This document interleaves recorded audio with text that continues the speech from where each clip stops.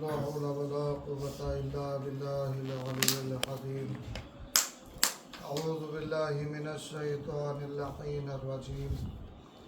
بسم الله الرحمن الرحيم. الحمد لله رب العالمين.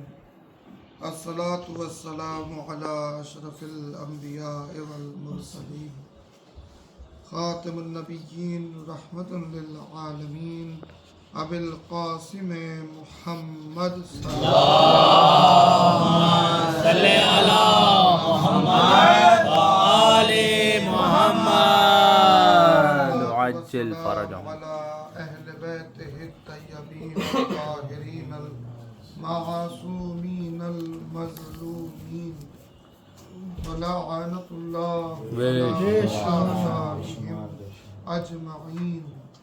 أما بعد فقد قال الله سبحانه وتعالى في محكم كتابه الكريم وقوله الحق. بسم الله الرحمن الرحيم.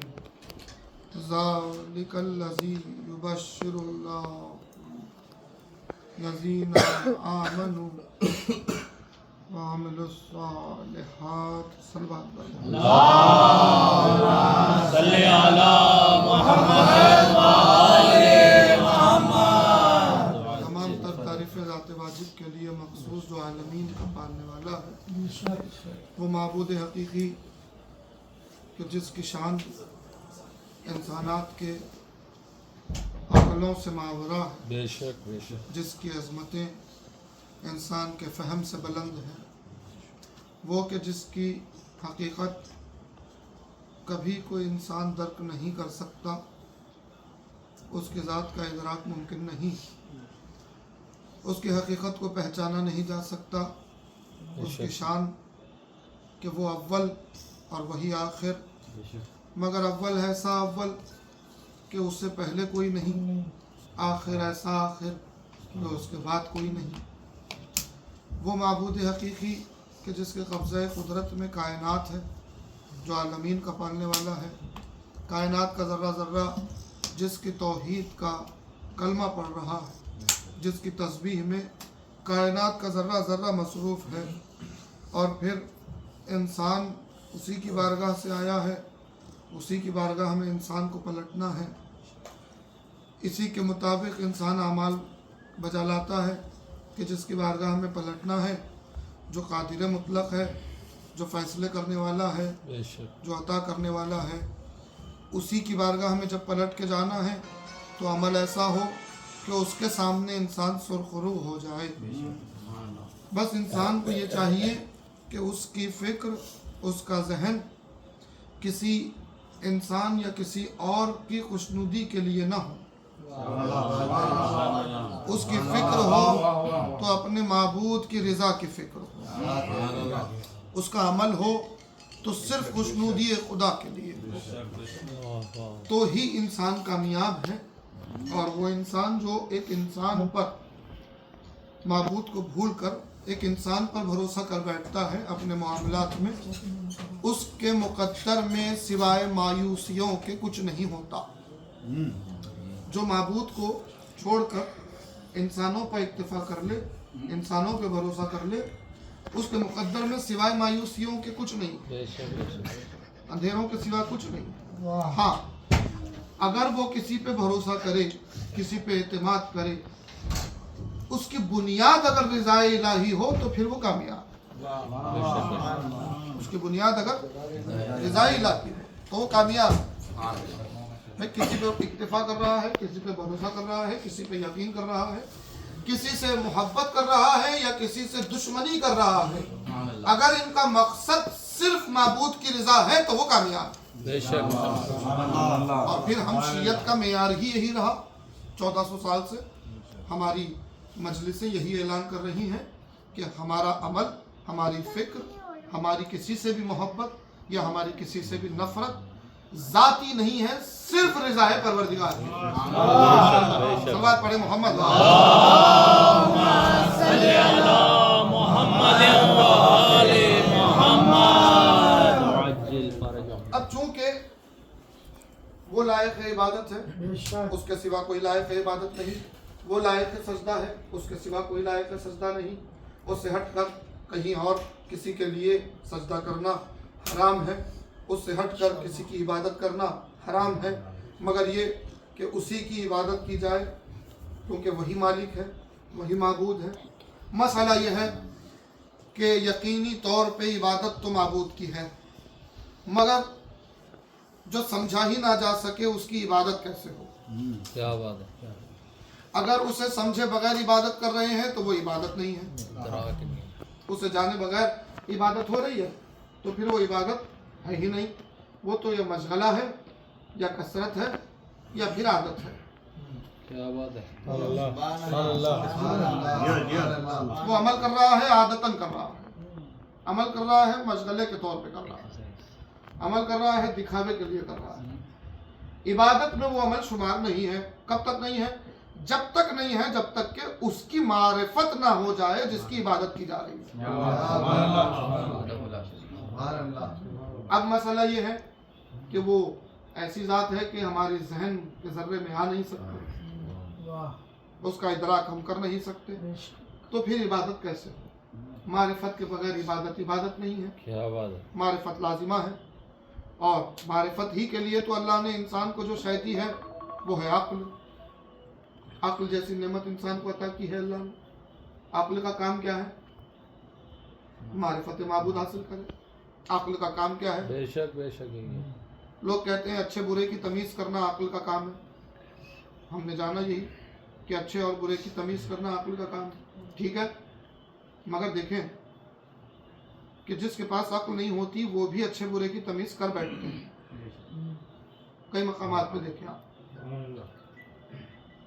कई ऐसे जानवर हैं अक्ल नहीं है उनके पास। अक्ल तो इंसान के पास है, जानवर के पास अक्ल नहीं है। वो एक किस्म का शऊर है उसके पास, तो अल्लाह का अता किया हुआ है। अक्ल नहीं है भाई, जितनी मखलूक़ात है अल्लाह की इतनी है, कोई बोल नहीं सकता, कोई शुमार नहीं कर सकता।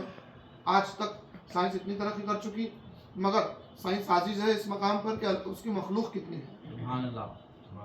मखलूक़ात दुनिया में कितने टाइप की मखलूक है, यही इंसान आज तक समझ नहीं पाया। रोज डिस्कवरीज हो रही हैं, एक अलग नई मखलूक सामने आ जाती है कि भाई देखो इस किस्म की भी मखलूक है, इस किस्म की भी मखलूक है। अब मसाला ये है कि मालूम ही नहीं है कि कितनी मखलूक़ात हैं। जमीन पे कितनी है नहीं मालूम, आसमान ढूंढने चले हैं। गौर करें आप, जमीन पे कितनी मखलूक है हमको नहीं मालूम, आसमान तो छोड़िए। अब जितनी भी मखलूक़ात है ये बात तय है कि अक्ल अल्लाह ने सिर्फ इंसान को दी, अक्ल किसी और मखलूक को नहीं दी है। अक्ल का काम क्या है? अच्छे बुरे की तमीज़ करना। हुजूर अच्छे बुरे की तमीज़ तो कोई भी करता है। एक मजनून दीवाना है, वो भी कई मर्तबा अच्छे बुरे की तमीज़ करके बता देगा। जानवर भी अच्छे बुरे की तमीज़ करके बता देगा। फर्क करना अच्छे बुरे में, ये अक्ल का काम। ये अक्ल का काम नहीं, अक्ल का काम है अच्छे और बुरे में फर्क जान कर अच्छे का इंतखाब कर लेना। बात बहुत रही, अच्छे बुरे की तमीज़ करके बुरे को तर्क करना, अच्छे को इख्तियार करना, ये है अक्ल का काम। अब ये मारिफत के जौहर यहाँ से शुरू हो रहे हैं। अज़ीज़ान गिरामी, हम माबूद की मारिफत हो नहीं सकती उस रास्ते के बगैर जो उसी ने फराहम किया है। जब तक कि वो रास्ता ना दे, बेशक आपकी मेरी औकात ही नहीं है कि उसके बारे में कुछ जान सके, अपने माबूद के बारे में कुछ समझ सके।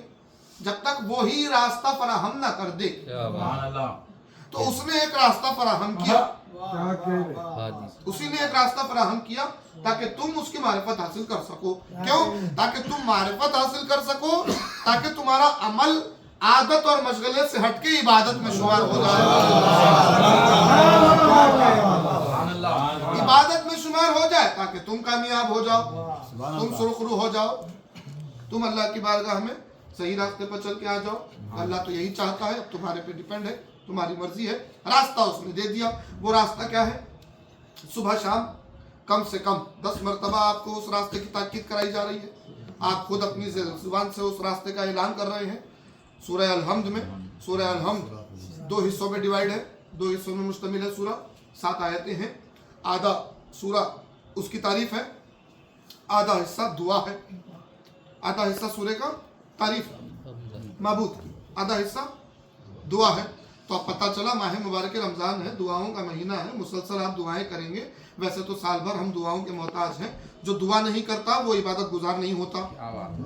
دعا دلیل ہے عبادت گزار ہونے کی، دعا دلیل ہے معبود پہ یقین کی۔ اگر کوئی دعا نہیں کرتا ہے تو سمجھ لیجئے کہ اس کا ایمان کمزور ہے، اگر کوئی دعا نہیں کرتا ہے تو سمجھ لیجئے کہ وہ معبود کی رحمت سے مایوس ہے، اگر کوئی دعا نہیں کرتا تو سمجھ لیجئے اسے اپنے معبود پہ یقین نہیں ہے، کوئی دعا نہیں کرتا تو سمجھ لیجئے اللہ کو وہ بندہ پسند نہیں ہے۔ دعا کرنا بندگی کی دلیل ہے، دعا کرنا محتاجگی کی دلیل ہے، دعا کرنا اس بات کی دلیل ہے کہ آپ اپنے معبود سے رابطے میں ہیں۔ اب طریقہ کیا ہو؟ ہم نے دعا کی شروع کی، چلیے بھائی دعا کرنے، ہم نے ہاتھ اٹھایا، اللہ یہ دے دے، اللہ وہ دے دے، اللہ ایسا کر دے، اللہ ویسا کر دے۔ ارے سورہ الحمد بتا رہا ہے دعا کا طریقہ، سورہ الحمد آپ کو طریقہ دعا بتا رہا ہے کہ بھئی یہ کیا آئے، منہ اٹھایا، زبان کھولی، شروع ہو گئے مانگنا، یہ طریقہ نہیں ہے معبود کی بارگاہ میں۔ بھائی کسی بڑی آدمی، کسی بڑے شخصیت کے پاس آپ کچھ اپنا سفارش کرنے یا کچھ مانگنے کے لیے جاتے ہیں تو ڈائریکٹ اپنا مطالبہ نہیں رکھتے، یہ فطرت ہے انسان کی، ڈائریکٹ مطالبہ نہیں رکھتے، پہلے عاجزی کے ساتھ پیش آتے ہیں، پہلے اس کی تعریف ہوتی ہے، پہلے اس کا رتبہ، اس کے اسٹیٹس کو پہچانا جاتا ہے، پھر اس کے بعد اپنی حاجت رکھی جاتی ہے۔ سورہ الحمد یہی بتا رہا ہے کہ جو کائنات کا مالک ہے اس کی بارگاہ میں دعا کے لیے آؤ تو پہلے اس کی تعریف کرو، پہلے اس کی تعریف کرو، تعریف کرنے کے بعد دعا شروع کرو، تاکہ تمہاری دعا معرفت کے ساتھ ہو۔ اس کی تعریف کو، وہ تعریف کا محتاج ہے، آپ کی میری تعریف کا محتاج ہے وہ، میں آپ کی اوقات کیا، میری اوقات کیا کہ اس کی تعریف کریں؟ آپ میں کر کیا سکتے ہیں اس کی تعریف؟ آپ کی زبان، آپ کی عقل، میری زبان، میری عقل کس معیار پہ ہے بھائی، کس منزل پہ ہے کہ جو معبود کی تعریف کا حق ادا کریں؟ آپ حق چھوڑیے، تعریف ہی کیا کریں گے بھائی؟ ہماری عقل ذرہ، وہ عقل کل کا خالق، اب میں نے کچھ کہہ دیا، وہ عقل کل کا خالق، خالق عقل کل ہے۔ اب عقل کل کون ہے یہ نہ پوچھئے گا آپ، نہیں تو کون جانیں گے عقل کل کون ہے؟ ہم بات کریں گے انشاءاللہ عقل کل پہ، مگر ابھی اتنی بات سن لیجیے کہ اس کی تعریف ہو پھر دعا۔ تو مہینہ ہے دعا کا، معرفت۔ اب دعا کے لیے اب شروع کی ہم نے دعا، تو اللہ نے لفظ رکھا، کہو چلو اہدنا صراط المستقیم، یہ دعا کرو، ایک بار نہیں، روز کرو، روز بھی ایک بار نہیں 10 بار کرو۔ ہاں ہے مجمع اللہ نے کہا ایک بار نہیں، روز کرو، اور روز بھی ایک بار نہیں، کم سے کم 10 مرتبہ کرو۔ اس سے ہٹ کے بھی فاتحہ دینی ہو تو کرو، کچھ دوسرا عمل کرنا ہو تو کرو، ہر بار صراط مستقیم کا اقرار کرتے رہو، تاکہ تمہارے ذہن، تمہارے دل صراط مستقیم سے راغب ہوتے جائیں۔ صراط مستقیم کیا ہے عزیزان گرامی؟ آئیے، میں نے سورہ شورا کی آیت پڑھی ہے آپ کے ساتھ، انشاءاللہ اس پہ خطاب ہوگا، اسی کے ذیل میں خطاب ہوگا۔ اعلان قدرت ہوا، ذالک الذی یبشر اللہ عبادہ الذین، اللہ اکبر، اللہ کہہ رہا ہے کہ خوشخبری ہے اللہ کی طرف سے، بشارت ہے اللہ کی طرف سے، ذالک الذی یبشر اللہ، خوشخبری ہے اللہ کی طرف سے۔ اچھا کس کے لیے خوشخبری ہے؟ ذالک الذی یبشر اللہ عبادہ الذین، جو اس کے بندے ہیں، اس کی عبادت کرنے والے، ان لوگوں کے لیے خوشخبری ہے۔ کون ہے بندے؟ بھئی ہمارا مزاج یہ ہے تو ہم تو سب کو بندہ کہتے ہیں، وہ بھی محاورہ بنا لیا ہم نے، بھئی ٹھیک ہے، وہ نظریات اللہ کا قائد الگ، وہ الگ، یہ الگ، طریقے الگ، بندے ہیں سب اللہ کے، سب اللہ کے بندے ہیں۔ یہ ایک مزاج ہم نے بنا لیا ہے، یہ مزاج دقیانوسی بیماری ہے بے شک جی، حقیقت سے کوئی اس کا مطلب نہیں ہے سب اللہ کے بندے ہیں، سب اللہ کے نہیں ہے بھائی، سب اللہ کے بندے۔ सब अल्लाह के बंदे नहीं है। ये मान लीजिए, जान लीजिए, इससे पहले कि आप ये सोचें, ये कहे भाई सब अल्लाह के बंदे हैं, तरीके अलग होंगे, नजरियात अलग होंगे, अकीदे अलग होंगे, भाई अमाल अलग होंगे, सब तो अल्लाह के बंदे हैं, सब तो अल्लाह के बंदे नहीं है, सब अल्लाह के बंदे। आपको लफ्ज बदलना है, सब अल्लाह के बंदे नहीं है, सब अल्लाह की मखलूक है।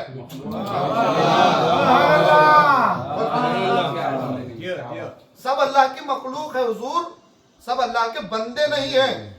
बंदा वही है जो इबादत करे, बंदा वही है जो बंदगी का हक अदा करे। अब मैं अपने आप को बंदा कहूं, आप अपने आप को बंदा कहें, आप अपने आप को बंदा कहें, दूसरे अपने आप को बंदा कहे, ये अच्छा मसाइल है। इसमें कोई कमाल नहीं है कि इंसान अपनी जुबान से बंदा कहे अपने आप को।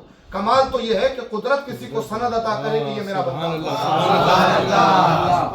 कमाल ये है कि एक मीज़ान खुदा कायम करे, एक मीज़ान परवरदिगार कायम करे कि उस मीज़ान पे देखो अपने आप को तोल के कि तुम बंदगी के दायरे में शामिल हो या नहीं हो। तुम फैसला कर सकोगे, तुम्हें पता चल जाएगा कि तुम बंदगी के दायरे में हो या नहीं हो। वो मीज़ान क्या है? लीजिए, खुदा ने खुद सिफात बयान कर दिए, ज़ालिकल्लज़ी युबश्शिरुल्लाहु इबादहुल्लज़ीना आमनू व अमिलुस सालिहात। ये दो सिफतें अल्लाह ने रख दी हैं, दो शर्तें अल्लाह ने रख दी हैं बंदा होने की शर्तें। एक है ईमान, एक है अमल सालेह। ये दो शर्तें कुरान ने रखी हैं, एक है ईमान, एक अमल सालेह। अब देख लो, जिसके पास ईमान और अमल सालेह होगा वो बंदगी के दायरे में आएगा, और उसके लिए खुशखबरी है परवरदिगार की जानिब से। जो ईमान और अमल सालेह में कमजोर है या ईमान और अमल सालेह से दूर है, तो समझ लो वो अभी बंदगी के दायरे में मुकम्मल दाखिल नहीं हुआ। जिसके पास ये दो क्वालिटीज हैं वो बंदगी के दायरे में आएगा। अब चाहे कितना बड़ा आदमी क्यों ना हो, ये दो क्वालिटीज जिसके पास है वो अल्लाह का बंदा होगा, उसके लिए खुशखबरी होगी। यानी वही वो है जो सिरात मुस्तकीम पर चल रहा है, जिसके पास ईमान है, जिसके पास अमल सालेह है। आज का दौर देखिए, एक कौम ढिंडोरा पीट रही है, एक तबका ढिंडोरा पीट रहा है। ईमान काफी है भाई, अमल की जरूरत ही नहीं है। चल रहा है मामला भाई, हमारे लिए नमाज थोड़ी है, हमारे लिए रोजा थोड़ी है, ये तो दूसरों के लिए है। हम तो बस ईमान का ढिंडोरा पीटे, हम कामयाब। फिर एक तबका ये भी चल रहा है कि भाई वो सब अपनी जगह अकीदे सब बाद में, जन्नत मिलेगी तो अमाल पे मिलेगी, नमाजों पे मिलेगी, रोज़ों पे मिलेगी, तिलावत पे मिलेगी, सिर्फ अमाल पे। देखिए दो अजीब वार हो रहे हैं, अजीब जहनियत, दोनों तरीक़ों से वार है। कुरान का फैसले के खिलाफ है दोनों, क्या बात है, दोनों कुरान के फैसले के खिलाफ। ये भी कुरान के फैसले के खिलाफ है, ये भी कुरान के फैसले के खिलाफ। कुरान ने कहा ईमान अमल सालेह, ये दो जिसके पास है वो हमारा बंदा। ईमान अमल सालेह, ईमान का है, ईमान का मतलब है दिल से कबूल करना, दिल से इकरार करने का नाम है ईमान। और जो इकरार किया है ना दिल से, उसको अपने आज़ा और जवारे से जाहिर करने का नाम अमल सालेह।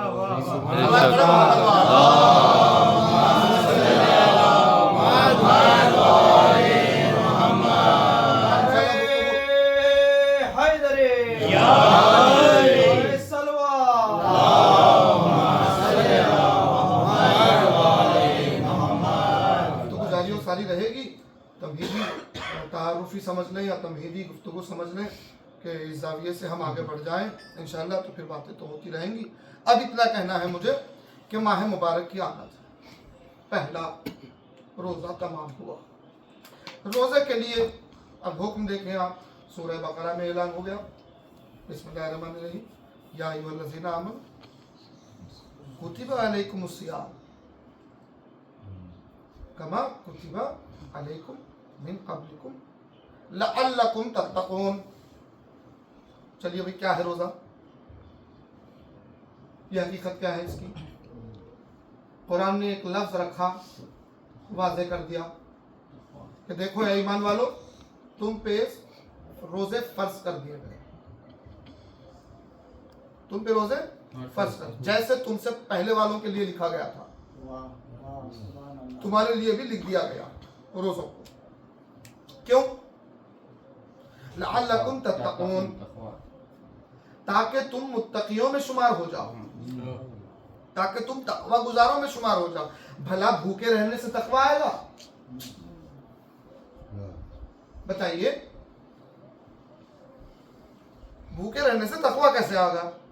پیاسے رہنے سے تقوی کیسے آئے گا؟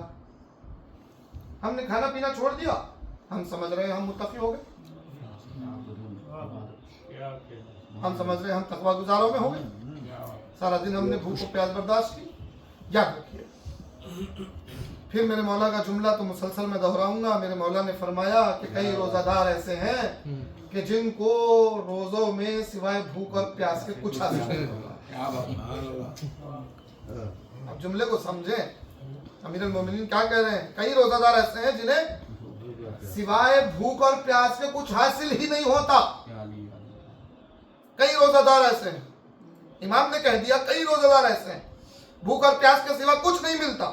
یعنی اگر میں بھوکا بھی ہوں، پیاسا بھی ہوں، مگر میرے کردار میں، میرے صفات میں، میرے مزاج میں اگر کوئی فرق نہیں آ رہا ہے، میری سانسیں ویسے ہی چل رہی ہیں جیسے پہلے چل رہی تھی، میرے اعمال وہی ہو رہے ہیں جو پہلے ہو رہے تھے، میری گفتگو ویسے ہی ہو رہی ہے جو پہلے ہوتی تھی، یا پھر میرا نفس راغب نہیں ہو رہا ہے پروردگار کی طرف، تو میرا روزہ کامیاب نہیں ہے.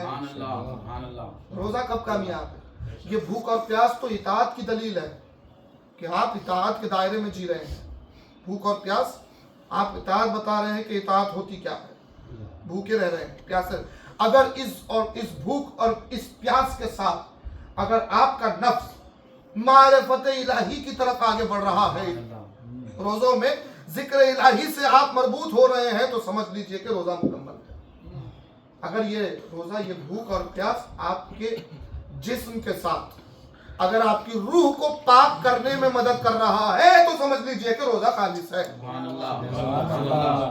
اگر صرف جسمانی ہے، روح پہ کوئی اثر نہیں ہے روزے کا، تو سمجھ لیجئے روزہ نہیں، فاقہ ہو رہا ہے.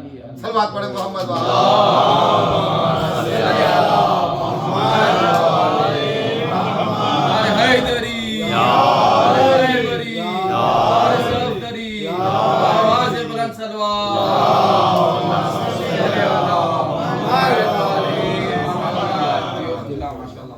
اگر روزہ صرف جسم تک محدود ہے تو بھی روزہ نہیں ہے، صرف فاقہ ہے.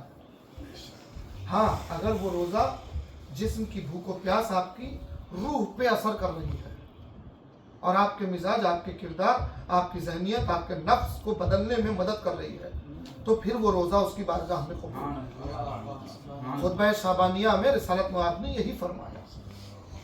جمعے کے روز رسالت مآب نے خطبہ دیا ماہ رمضان سے پہلے، اور وہ پورا خطبہ ماہ رمضان کی فضیلت کے لیے تھا، جس کے 4 حصے ہیں.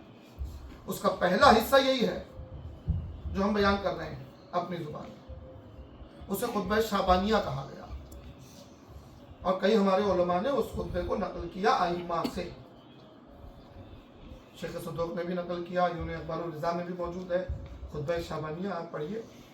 رمضان المبارک کی حقیقت رسالت مآب نے بیان کی، اور خطبہ شعبانیہ کا آخری حصہ جو ہے رسالت مآب نے جو بیان کیا، روزوں کی فضیلت، روزوں کے اقسام اور ماہ رمضان المبارک کی اہمیت، اس کے ساتھ آخری حصہ بیان کیا تعارف امیر المومنین. یعنی رسالت مآب بتا رہے ہیں کہ چاہے کتنے اعمال کیوں نہ ہو، اگر امیر المومنین کے تعارف کے بغیر ہے تو سب دھرے کا دھرا رہ جائے.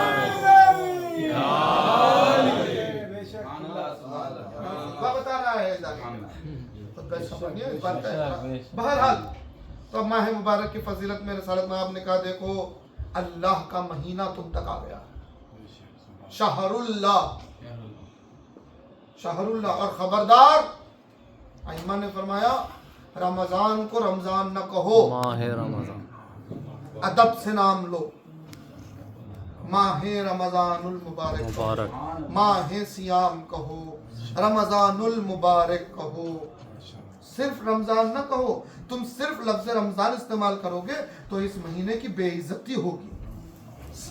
इस महीने की बेहुरमती होगी। समझो कि ये महीना कौन सा महीना है।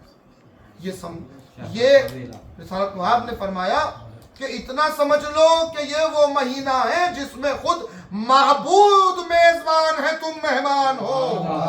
सलावत पढ़े मोहम्मद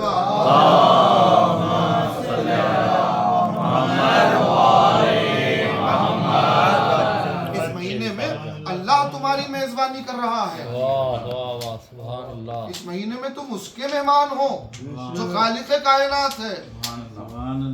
अब आप सोचिए कि एक मोमिन को इफ्तार कराने का सवाब तो आप जानते हैं कि रिज़ाए इलाही में एक मोमिन को इफ्तार कराने का सवाब बहुत ज्यादा है, इतना ज्यादा कि उसके रोजे का सवाब तुमको हासिल हो रहा है, क्या बात। उसमें शुमार हो रहा है तुम्हारा इसमें।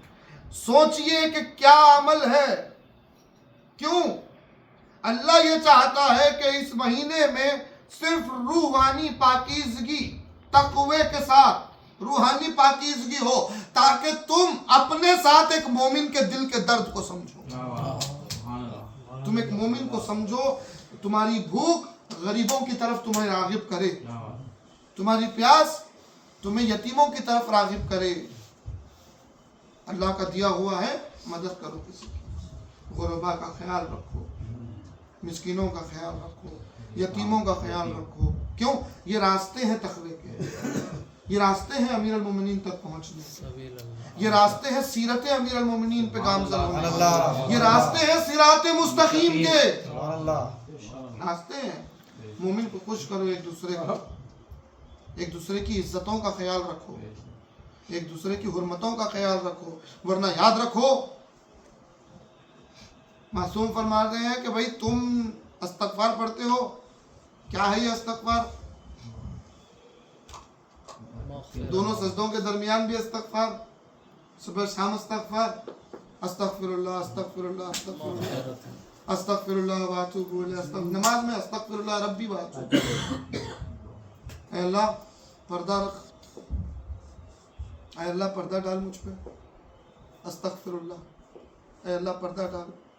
क्या मतलब है? ज़ाहिरी एतबार से माना ये है कि मैं दुआ कर रहा हूँ, अल्लाह मेरे ऐब मेरी हकीकत तेरे अलावा कोई नहीं जानता, सब मुझे बड़ा पाकीज़ा समझते हैं, अब मैं कितना गुनहगार हूँ सिवाय तेरे कोई नहीं जानता। तेरी बारगाह में दुआ है कि वो पर्दे को बाकी रख, मुझ पे वो पर्दा डाल ताकि मेरी इज्जत बाकी रहे, ताकि मैं लोगों की निगाहों में मोहतरम रहूं। मेरी हकीकत लोगों पे आश्कार न कर, मेरे ऐबों पे पर्दा डाल मेरे माबूद। ये हम दुआ कर रहे हैं। इमाम फरमाते हैं कि जब तुम माबूद से दुआ कर रहे हो कि तुम्हारे ऐबों पे पर्दा डाला जाए, तो तुम्हारी भी जिम्मेदारी है कि तुम किसी मोमिन के ऐबों पे पर्दा डालो। मेरा मिजाज तो यह है कि मैं मोमिनीन के ऐबों से पर्दा उठाने में खुश हूँ और चाहता हूँ कि अल्लाह मेरे ऐबों पे पर्दा डाल दे। क्या कहने, सुभान अल्लाह, सलवात पढ़े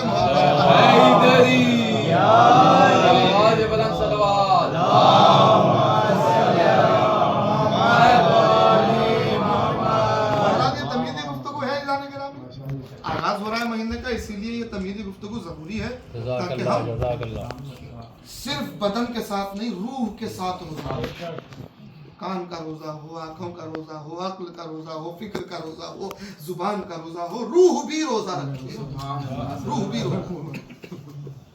सबसे बड़ी बात दिल का रोजा। इसीलिए कि आंख में गुफ्तगू की रुख को मोड़ रहा हूँ, बस इसके साथ 2-4 लम्हे गुफ्तगू रहेगी, इसके बाद मसाइल मोड़ रहा हूँ। क्यों? हमारी आंखें पाकीज़ा, हमारी समाअत पाकीज़ा, हमारी ज़ुबान पाकीज़ा, हमारे आज़ा व जवारे पाकीज़ा, सबसे अहम है दिल पाकीज़ा। क्यों? इसीलिए कि ये आज़ा व जवारे महसूस करते हैं, फैसला दिल करता है।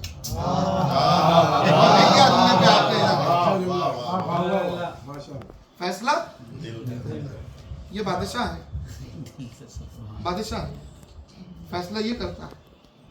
खुशबू नाक से सूंघी जाती है, मगर उस खुशबू का यकीन दिल दिलाता है। आवाज कान से सुनी जाती है, ये आला है सुनने का, मगर ये फैसला नहीं करता कि आवाज किसकी है, फैसला दिल करता है कि आवाज किसकी है, फैसला दिल करता है। زبان ذائقہ چکھتا ہے، ذائقے کی حقیقت کا فیصلہ زبان نہیں کرتی، دل کرتا ہے۔ بات پہنچ رہی؟ نظارہ آنکھیں دیکھتی ہیں، رنگ آنکھیں دیکھتی ہیں، مگر اس رنگ کا فیصلہ آنکھیں نہیں کرتی، دل کرتا۔ یہ میں اپنی تقریر کے رخ کو موڑ رہا ہوں۔ اسی انسان کی حقیقت سے ایک صحابی امام نے حق امام کو ثابت کیا۔ ایک صحابی امام نے حق امام کو ثابت کیا، نام ہشام ہے۔ کس کا صحابی ہے بھائی؟ چھٹے امام، امام جعفر صادق علیہ السلام۔ امام کے دور میں تو بہت سے لوگ ایسے تھے جو امامیہ عقائد کے خلاف بہت زور و شوروں سے مشن چلا رہے تھے امام کے دور میں۔ اسی میں ایک شخص تھا بہت بڑا عالم لوگوں کا، جو اکثر بصرہ میں درس دیا کرتا تھا تبلیغ کے نام پر، امامیہ عقائد کے خلاف بھڑکاتا تھا، وہ لوگ اسے بہت مانتے تھے، بہت۔ ایک دن یہ صحابی امام کی بارگاہ میں آیا، لوگ بیٹھے ہوئے ہیں، امام نے مسکرا کے اس پہ نظر کی، امام کا شیعہ ہے، مسکرا کے نظر کی، کہا ہمیں یہ بتاؤ کہ تم وہ فلاں اس سے تم نے گفتگو کی ہے جا کے؟ ہاں مولا کی ہے۔ کہا سب کو سناؤ کہ تم نے کیا گفتگو۔ اب وہ تھوڑا سا گھبرایا، مسکراتے ہوئے کہا مولا وہ تو خیر میرے انداز میں اس سے میں نے جیسی بھی بات کرنی تھی میں نے اس سے کی ہے، مگر آپ کے سامنے میں کیسے بیان کروں گا، لوگ ہنسیں گے مجھ پہ کہ یہ کیا کیسی بات کر کے آئے ہیں۔ تو امام نے کہا نہیں، ہم حکم دے رہے ہیں بیان کرو، یہ حکم ہے ہمارا، ہم چاہتے ہیں کہ تم بیان کرو، ہم جانتے ہیں تمہارے مزاج کو، ہمیں معلوم ہے کہ ہمارا کون سا چاہنے والا کس اینگل سے کس زاویے سے بات کرتا ہے، اور ہم قبول کرتے ہیں اگر بات ہمارے حق میں ہو، اگر ہمارے حق کی بات ہے تو ہم قبول کرتے ہیں، بیان کرو۔ تو اس نے کہا مولا حکم دے دیا آپ کو۔ سنیے، میں پہنچ گیا بدو کا لباس پہن کے مسجد میں، اور پبلک بیٹھی ہوئی تھی، وہ بھی بیٹھا ہوا تھا، درس دے رہا تھا نماز کے بعد، میں بھی سامنے بھیس بدل کے بیٹھ گیا۔ میں نے اس سے سوال کیے کہ بھئی میرا ایک سوال ہے، ایک سوال کے پیچھے کچھ سوالات، اب بیان کرو کیا ہے، کیا پوچھنا ہے۔ اب انہوں نے کہا ناک ہے تمہارے پاس؟ اتنا بڑا عالم، پورے لوگ بیٹھے ہوئے ہیں، اس سے ایک شخص پوچھ رہا ہے کہ تمہارے پاس ناک ہے، یہ تو اس کی بے عزتی ہے۔ کہا یہ بے خدا سوال ہے۔ کہا بھئی سوال میرا ایسا ہی ہے، ناک ہے؟ ہاں ہے۔ کیا کام لیتے ہو؟ سونگنے کا۔ آنکھ ہے؟ ہاں ہے۔ کیا کام لیتے ہو آنکھوں سے؟ دیکھنے کا، نظارے۔ کان ہے تمہارے پاس؟ کیا کام لیتے ہو؟ سماعت کا، سننے کا۔ زبان ہے؟ ذائقہ، اس کا استعمال ہے۔ کہا اچھا یہ بتاؤ کہ یہ تمام جو چیزیں ہیں یہ چیزیں فیصلہ کرتی ہیں؟ کہا نہیں، فیصلہ دل کرتا ہے۔ کیوں؟ فیصلہ دل پہ کیوں رکھا گیا؟ اسی لیے کہ دل بدن کا امام ہے۔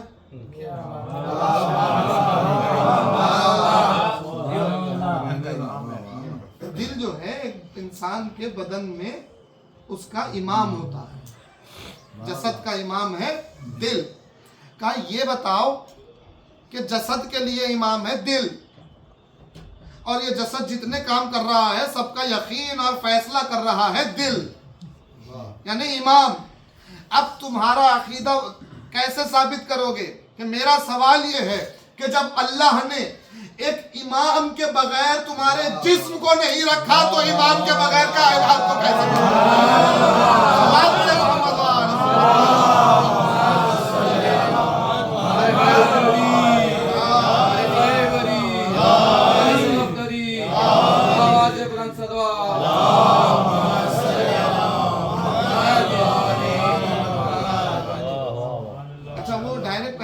اس سوال پہ ڈائریکٹ پہچان گیا، نام لے کے بولا کیا تم یہی ہو؟ اس نے کہا ہاں میں یہی ہوں۔ تو اس دور کا عالم دیکھیں آپ، شیعہ کے سوال کرنے سے لوگ پہچان جاتے تھے کہ وہ شیعہ ہے۔ اس کی گفتگو سے پہچان جاتے تھے کہ یہ علی والا ہے. کیوں؟ کیونکہ وہ جب بات کرتا تھا تو پھر کوئی جواب نہیں دے پاتا تھا. امامیہ کے لیے اپنے عقائد کی مضبوطی کے لیے اتنا کام کیا ان شیعوں نے. سوچئے اس نے تو اپنے مزاج سے بات کی، مگر چھٹے امام نے اس کو سامنے بٹھا کے کہا کہ سب کو بیان کرو جو تم نے گفتگو کی. ہم خوش ہوئے تمہاری گفتگو سے، ہم راضی ہوئے تمہاری گفتگو سے. کیوں؟ اپنے عقیدے سے، اپنی عقل کے حساب سے صحیح، مگر تم نے حق امام کو ثابت کیا. خدا تم سے راضی ہے کہ تم نے حق امام کو ثابت کیا. تو یاد رکھیے حق امام کی گفتگو ہی، سنیے گا جملہ، حق ائمہ کی گفتگو ہی قربتاً اللہ ہے.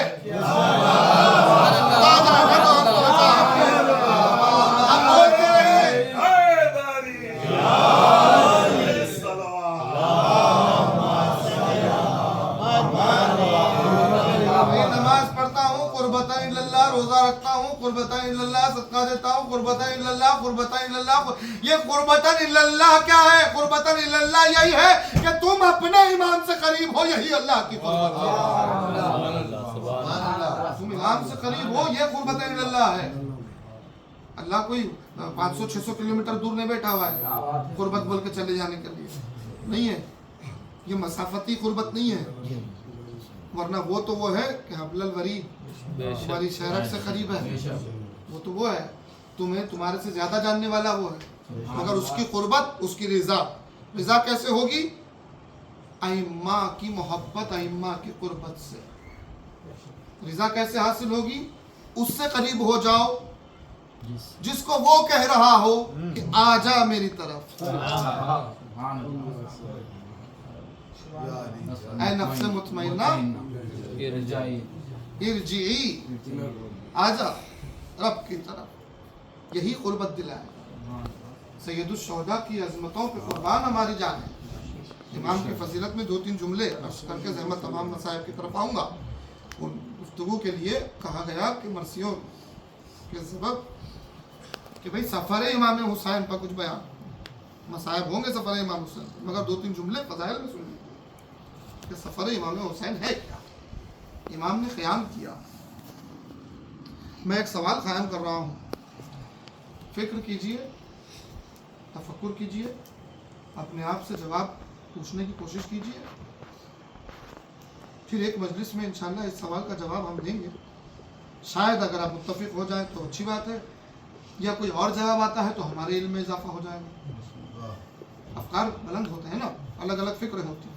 سوال یہ کہ کربلا میں امام حسین نے قربانی دی، ذبح عظیم، شہادت عظمیٰ، ابراہیم کے خواب کی تعبیر. ذبح عظیم کہا قرآن، یعنی اس سے پہلے کوئی اتنی بڑی قربانی نہیں، اس کے بعد کوئی اتنی بڑی قربانی نہیں ہے.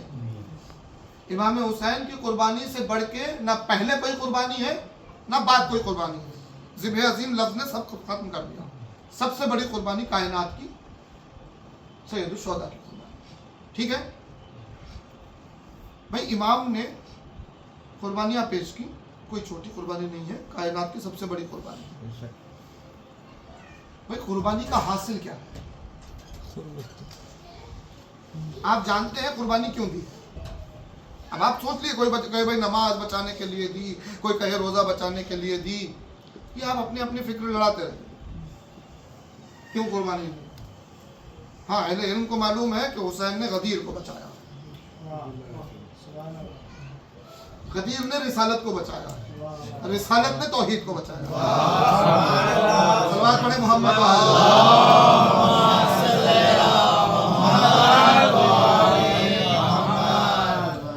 ولایت کے تحفظ کے لیے حسین نے قربانی. ٹھیک ہے، سب بچا لیا امام حسین. اب سوال یہ ہے کہ امام حسین کی قربانی کا حاصل کیا ہوا؟ کچھ تو حاصل ہو. اب آپ کہیں نہیں ولایت بچائی ہے امام نے، تو بھائی کربلا میں بھی شیعوں کے پاس ولایت تھی، سامنے ہزاروں تھے، ان کے پاس نہیں تھی ولایت. اس سے پہلے بھی آپ دیکھ لیں گے، شیعوں کے پاس تھی، غیروں کے پاس نہیں تھی. اکثریت ہمیشہ سے وہی رہی. کربلا کے بعد وہی رہا معاملہ. ہر امام پہ ظلم ہوتا رہا، شیعہ محفوظ رہے، پوشیدہ رہے، غیروں کے پاس جو علم تھا، جو عقیدہ تھا وہی رہا۔ تبدیلی کیا ہے؟ حاصل شہادت عظمیٰ کیا ہے؟ سوچئے اس بارے میں، فکر کیجئے اس بارے میں کہ حاصل کیا ہوا۔ آج بھی دیکھ لیں آپ، شیعہ ہی ہیں، شیعہ سے ہٹ کے جو تھے وہ وہی ہے، ہم سے ہٹ کے جو ہے کائنات میں وہی ہے جو پہلے تھے۔ بنی امیہ، بنی عباس، وہی سیرتیں چل رہی ہے، کوئی چینج ہے؟ کل بھی پابندیاں تھی، آج بھی پابندیاں ہیں، کل بھی ظلم ہو رہا تھا، آج بھی ظلم ہو رہا ہے، کل بھی شیعوں کو مارا جا رہا تھا، آج بھی شیعوں کو مارا جا رہا ہے۔ کوئی ہے تبدیلی؟ نہیں ہے۔ ہاں انشاءاللہ ہم امید میں ہیں کہ بہت قریب ہے تبدیلی، ہم امید میں ہیں کہ بہت جلدی پردہ اٹھنے والا ہے، بہت جلدی تبدیلی ہونے والی ہے انشاءاللہ۔ مگر حاصل شہادت عظمیٰ کیا ہے حضور؟ اس بارے میں فکر کیجئے اپنے اپنے ذہن سے کہ حاصل کیا ہوا، شہادت عظمیٰ سے حاصل کیا ہوا، کیا چینج آیا؟ کچھ تو تبدیلی ضروری ہے نا، اگر تبدیلی نہیں ہوئی تو شہادت ناقص ہو جائے گی معاذ اللہ۔ تبدیلی کچھ نہ کچھ تو ضروری ہے، اس کے بارے میں ہم بات کریں، آپ فکر کریں۔ ابھی اتنا کہیں کہ حسین کیوں اٹھے؟ سوال یہ، سفر کے لیے حسین اٹھے، کیوں اٹھے حسین؟ دنیا کہہ رہی ہے، آج سوشل میڈیا بڑی تیزی سے پھیل رہا ہے، بھئی فلاں صحابی کا بیٹا تھا وہ نہیں اٹھا، فلاں صحابی کا بیٹا تھا اس نے بیعت نہیں کی یزید کی، وہ فلاں اتنی بڑی شخصیت تھی انہوں نے بیعت نہیں کی، وہ حافظ قرآن تھے انہوں نے بیعت نہیں کی۔ ارے نہیں، حسین نے نہیں کی، سب نے تو کر لی، صحابی کے بیٹے نے بیعت کر لی، اتنی بڑے حافظ قرآن نے بیعت کر لی یزید کی، وہ خلیفہ کے بیٹے نے بیعت کر لی یزید کی، کس نے نہیں کی؟ حسین نے نہیں کی، سب نے تو کر لی، سب نے بیعت کر لی۔ کیا سمجھ کے کی؟ یہ ہزاروں یزید کی تائید میں کیسے آ گئے حضور؟ ایک یزید کی تائید میں اتنے ہزاروں، وہ بھی نبی کے نواسے کے خلاف، کوئی مذاق ہے؟ کیسے پاسبل ہوا یہ؟ تو سنیے کیسے پاسبل ہوا۔ ایک عقیدہ رسول کے بعد ظاہر کیا گیا، وہ عقیدہ تھا اولی الامر کا، کہ نبی کے بعد اطاعت واجب ہے اولی الامر کی، آیت ہے قرآن کے سورہ نساء کی، اولی الامر کی اطاعت واجب ہے۔ اب اولی الامر کی پہچان کو رسول کے فوراً بعد بدلا گیا، یہ بتایا گیا کہ حاکم ہوگا اولی الامر، جو تخت پہ بیٹھے گا وہ اولی الامر ہوگا، اس کی اطاعت واجب ہو جائے گی۔ شیعوں نے یہ عقیدہ کبھی قبول نہیں کیا، شیعوں کے پاس حکومت سے تعلق ہے ہی نہیں اولی الامر کا، شیعوں کے